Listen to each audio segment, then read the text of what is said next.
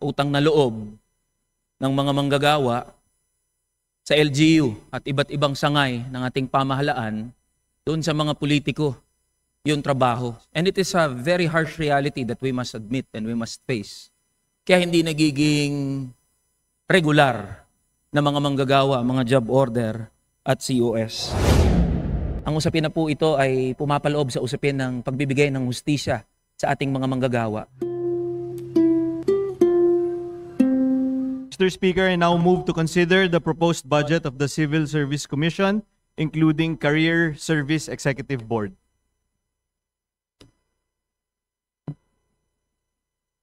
There's a motion for us to tackle the budget of the Civil Service Commission. Any objection? Hearing none, motion approved.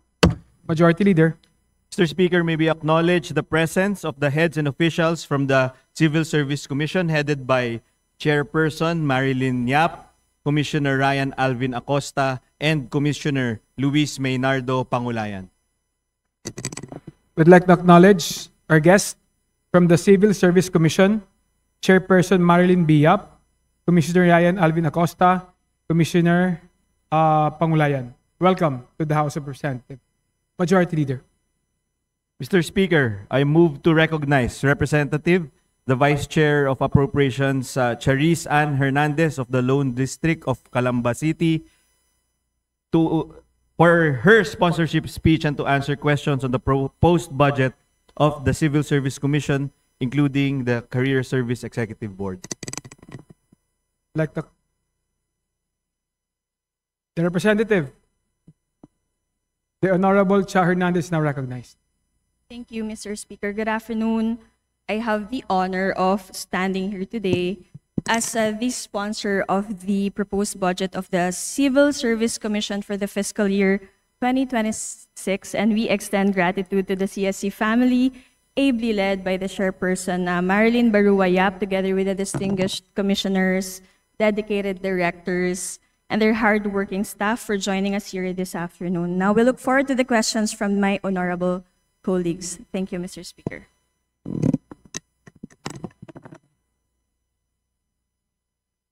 Majority Leader. Mr. Speaker, I move to recognize Representative Elijah R. San Fernando of the Kamanggagawa Party List to interpellate the sponsor on the proposed budget of the CSC, including the Career Service Executive Board.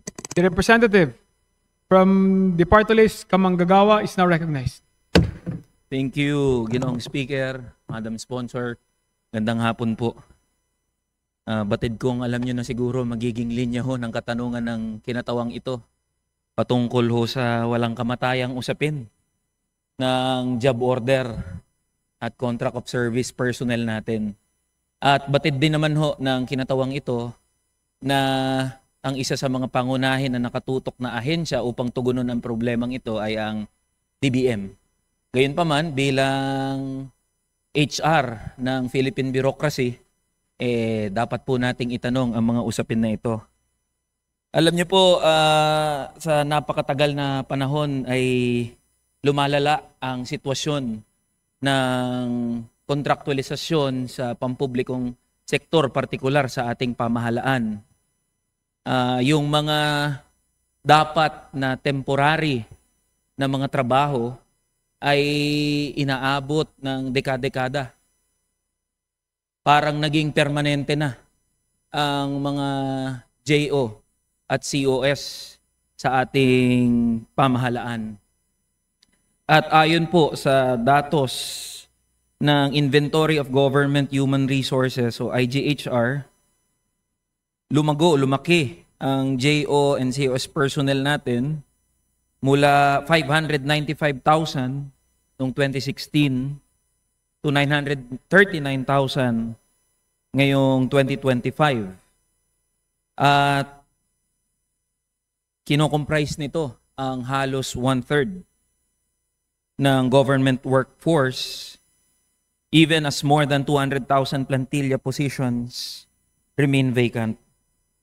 Bilang HR po ng Philippine bureaucracy, ano po ang ginagawa ng Civil Service Commission upang tugunan ang papalubong numero na mga job order at COS, samantalang napakaraming mga plantilla positions ang nananatiling bakante. Madam Sponsor, Mrs. Speaker. Thank you, Mr. Speaker. Dear colleague, and I share with you the sentiment. And marami pong factors depending on the agency. For example, a large number of JOCOS workers are in LGUs.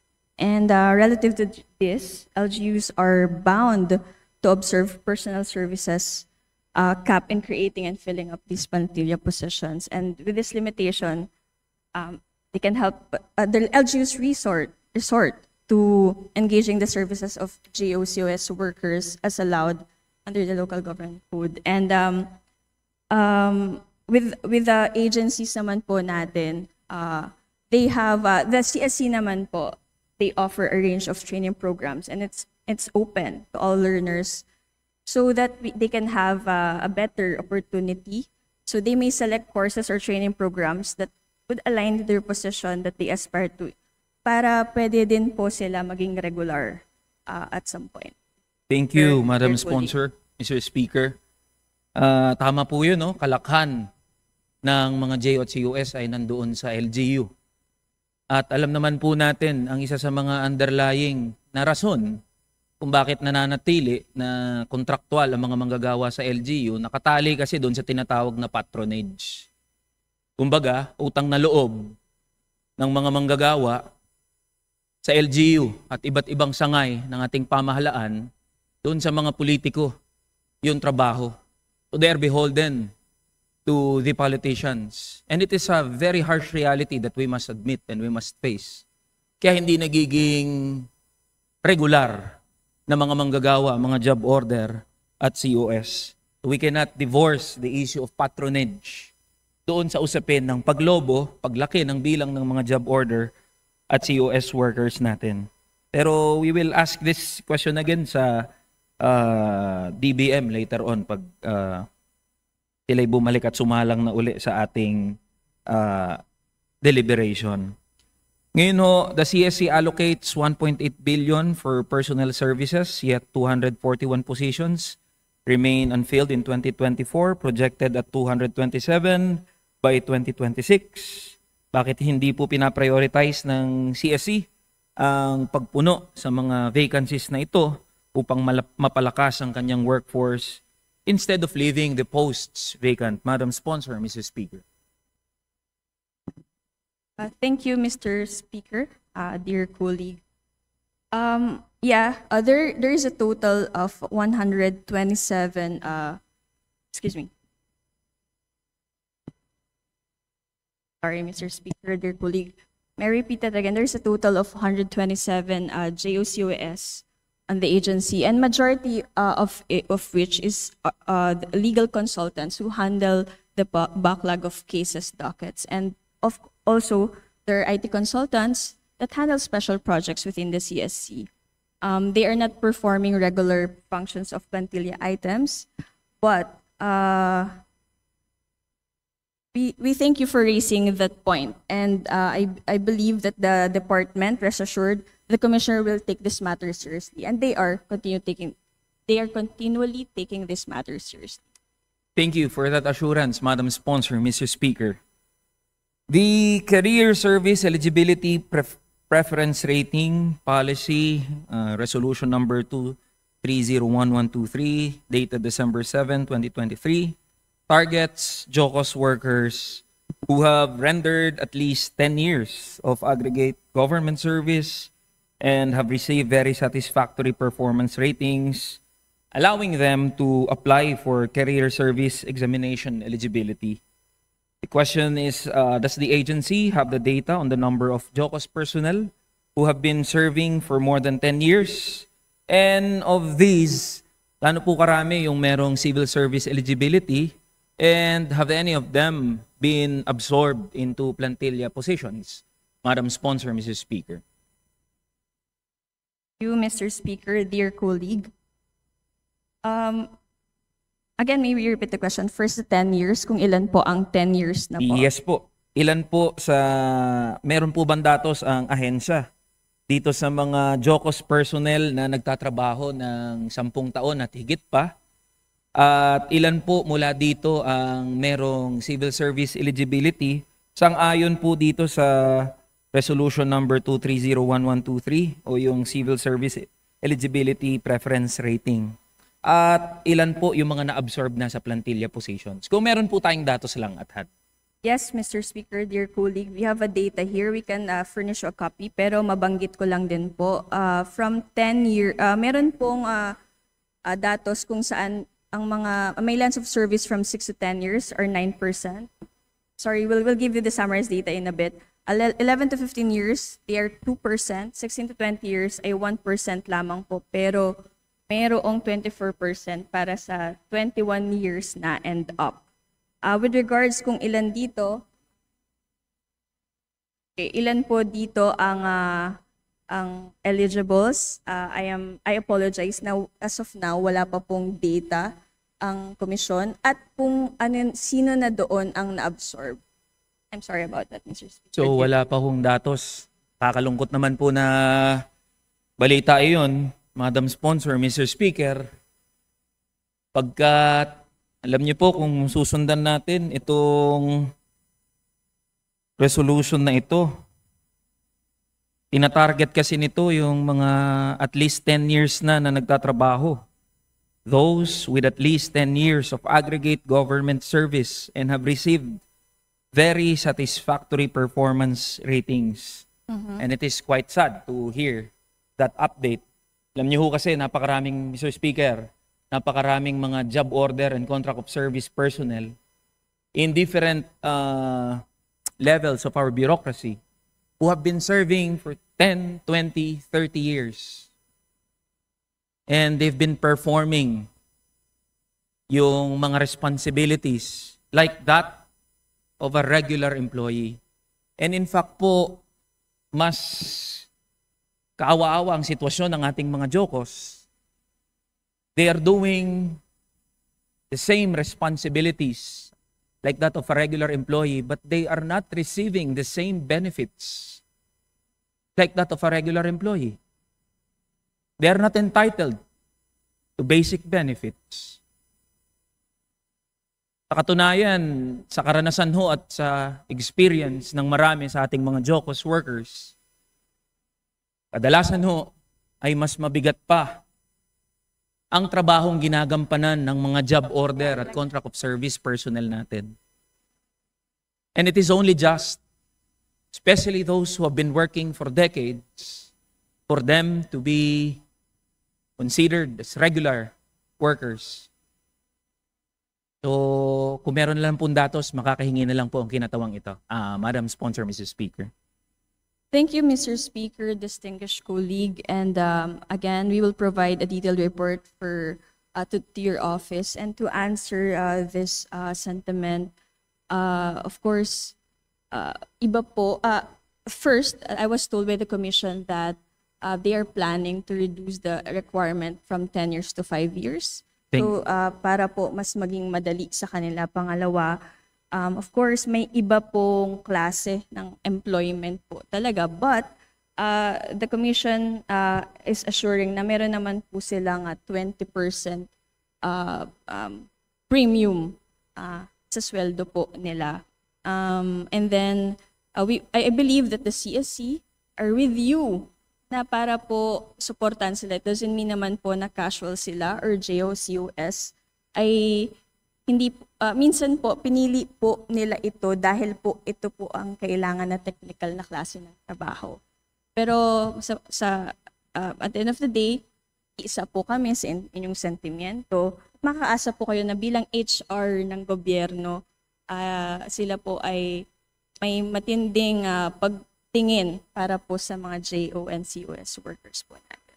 Thank you, Madam Sponsor, Mr. Speaker. Maraming salamat din ho sa CSC. Doon po sa kanilang mga inisyatiba from 10 years to 5 years. Thank you po. Gandang balita po yan para sa ating mga JOCOS workers. Ito naman po ay pumapatungkol sa ilang mga audit findings, Madam Sponsor, Mr. Speaker. Many recommendations from the 2023 audit have not been fully implemented as of September 2024. Key unresolved issues include 24.2 million peso in unsettled receivables and 548,602 pesos in overdue disallowances across regional offices for CSC proper, and 134,628 pesos in unsettled disallowances for CESB. How many of the 2023 audit recommendations remain unimplemented as of today, and what specific reasons the CSC cite for the delays? At ano po ang timeline na pinopropose ng ating ahensya for compliance, if any? Madam Sponsor, Mrs. Speaker.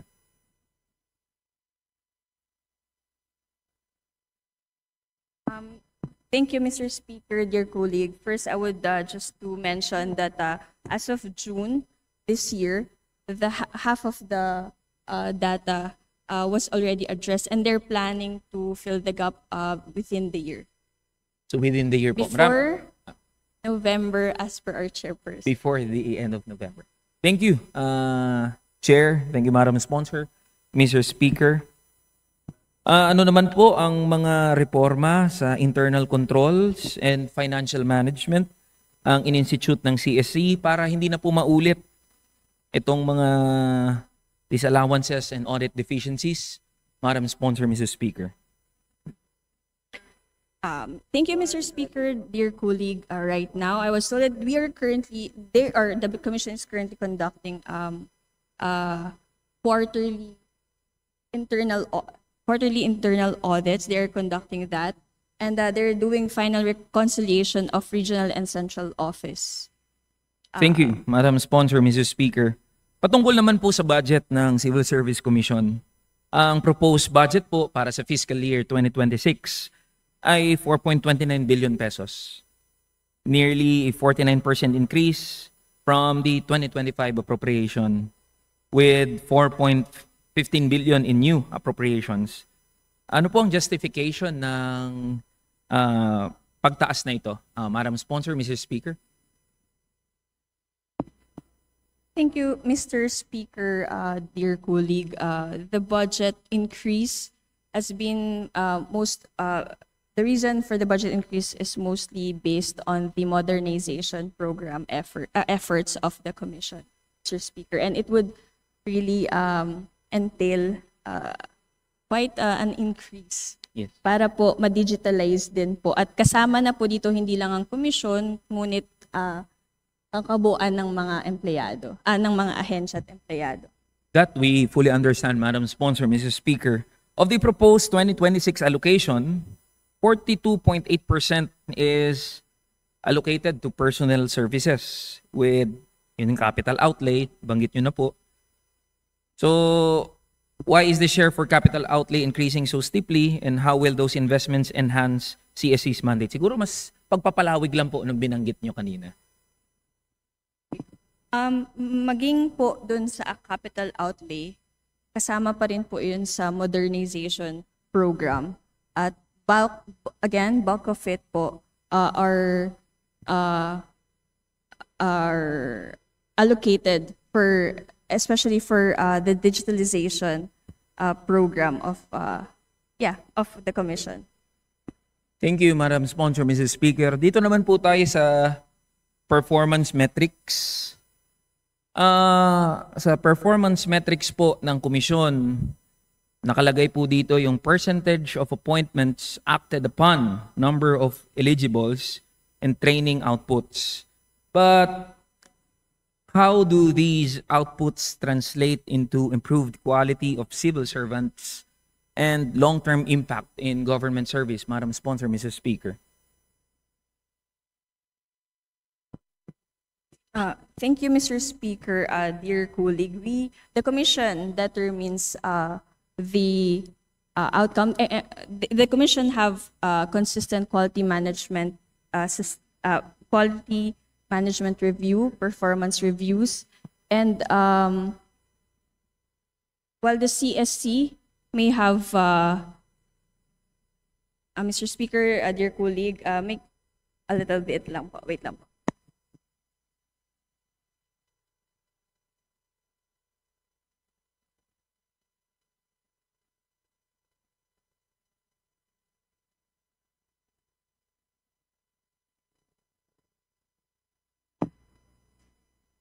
may I respond again?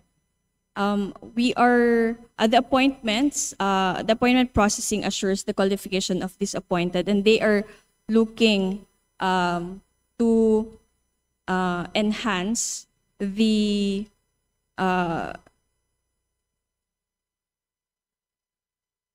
to make sure that the appointees meet the qualification standard, Mr. Speaker, dear colleague. Thank you, Madam Sponsor, Mrs. Speaker.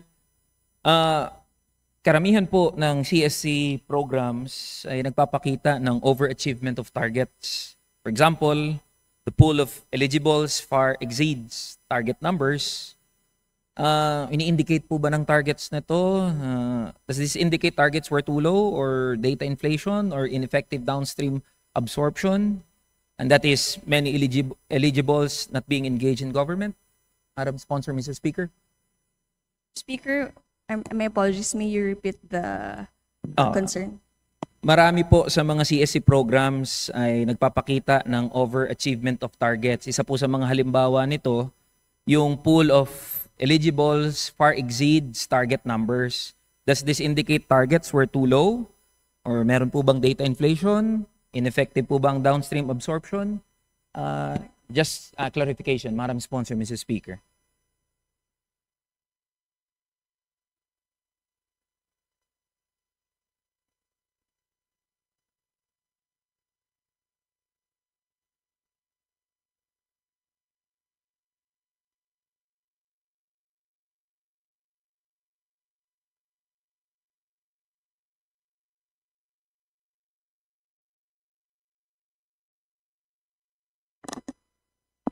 Thank you, Mr. Speaker, dear colleague. First, the standard has been determined the year before. The target is being determined the year before. But DBM sets.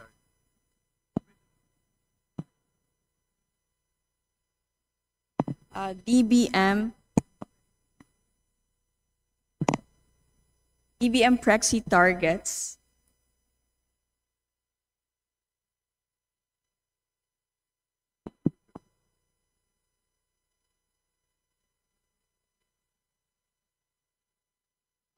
my apologies, Mr. Speaker, dear colleague. The Commission, I was told by the Commission that the DBM sets the targets. It's called Prexy, or Program Expenditure Classification.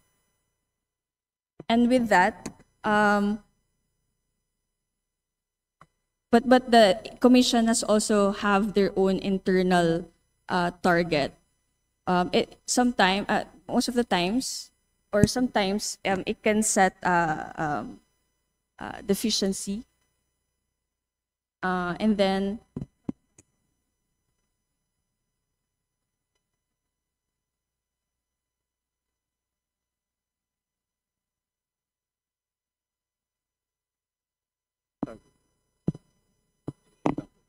so mataas lang po talaga yung accomplishment ng Commission because sobra-sobra po ang achievement doon sa binase na target ng DBM. Thank you, Mr. Speaker. Dear colleague. Thank you, Madam Sponsor, Mr. Speaker. Wala na pong katanungan ang kinatawang ito. Just sa manifestation, suportado po natin ang mga reforma na ini-introduce sa komisyon. At kaisa rin po tayo ng komisyon sa paghahangad na matuldukan na ang problema ng papalaki, taon-taon na bilang ng mga JOCOS workers.